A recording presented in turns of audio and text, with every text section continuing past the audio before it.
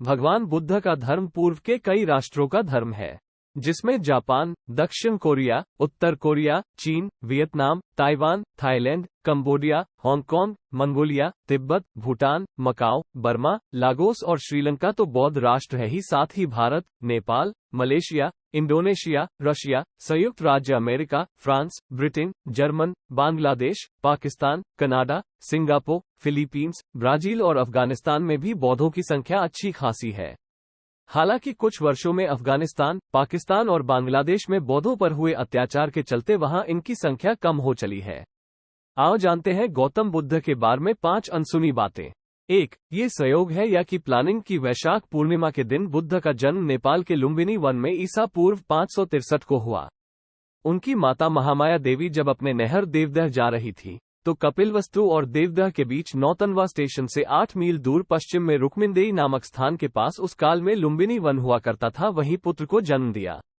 इसी दिन पूर्णिमा 528 BC उन्होंने बोधगया में एक वृक्ष के नीचे जाना कि सत्य क्या है, और इसी दिन वे 483 BC को 80 वर्ष की उम्र में दुनिया को कुशीनगर में अलविदा कह गए।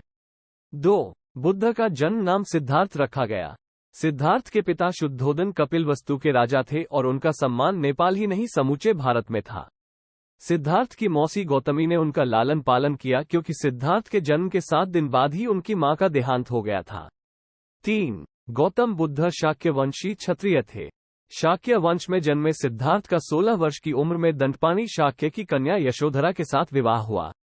यशोधरा से उनको एक पुत्र मिला जिसका नाम राहुल रखा गया। बाद में यशोधरा और राहुल दोनों बुद्ध के भिक्षु हो गए थे। 4. बुद्ध के जन्म के बाद एक भविष्यवक्ता ने राजा शुद्धोदन से कहा था कि यह बालक चक्रवर्ती सम्राट बनेगा, लेकिन यदि वैराग्य भाव उत्पन्न हो गया तो इसे बुद्ध होने से कोई नहीं रोक सकता और इसकी ख्याति समूचे संसार में अनंत काल तक कायम रहेगी।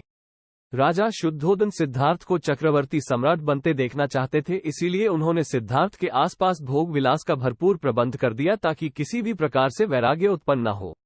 बस यही गलती शुद्धोदन ने कर दी और सिद्धार्थ के मन में वैराग्य उत्पन्न हो गया। 5. कहते हैं कि एक बार वे शाक्यों के संग में सम्मिलित होने गए। वहां उनका वैचारिक मतभेद हो गया। मन में वैराग्य भाव तो था ही, इसके अलावा क्षत्रिय शाक्य संघ से वैचारिक मतभेद के चलते संघ ने उनके समक्ष 2 प्रस्ताव रखे थे। वो ये कि फांसी चाहते हो या कि देश छोड़कर जाना। सिद्धार्थ ने कहा कि जो आप दंड देना चाहें। शाक्यों के सेनापति ने सोचा कि दोनों ही स्थिति में कौशल नरेश को सिद्धार्थ से हुए विवाद का पता चल जाएगा और हमें दंड भुगतना होगा। तब सिद्धार्थ ने कहा कि आप निश्चिंत रहें, मैं संन्यास लेकिन चुपचाप ही देश से दूर चला जाऊंगा। आपकी इच्छा भी पूरी होगी और मेरी भी। आधी रात को सिद्धार्थ अपना महल त्याग कर 30 योजन दूर गोरखपुर के पास अमोना नदी के तट पर जा पहुंचे।